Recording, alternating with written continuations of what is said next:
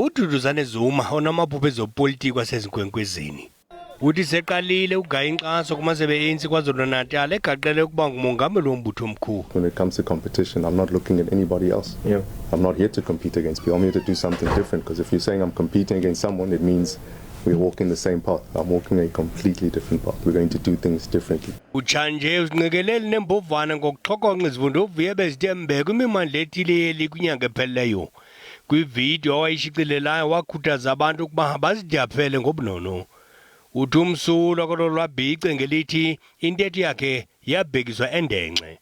I can't go from one end where people want to be selective and cherry pick on what it is that I do. I'm here to be part of the solution. I continue to do so. So when it comes to this point, people have got this impression that I'm public enemy number one, and over time they realize that's not the case. Kusenjalo Duduzane uthi akakamtyeleli uyise usephansi kweliso lwabezonyango eqwalaselwa nje ngokwesiqhelo. uMnumzana Jacob Zuma udonsa isigwebo senyanga ezilishumi ngokudelela umyalelo wenkundla yomgaqo-siseko yathi makavele phambi kwekomishoni kaJaji Zondo ephanda ukubanjwa karhulumente ngophungwana. Kwenye icala liza kuthabathisa kwinkundla ephakamileyo yasemgungundlovu ngolwesibini ityala likaMnumzana Jacob Zuma lobuqhophololo nokugudisa imali.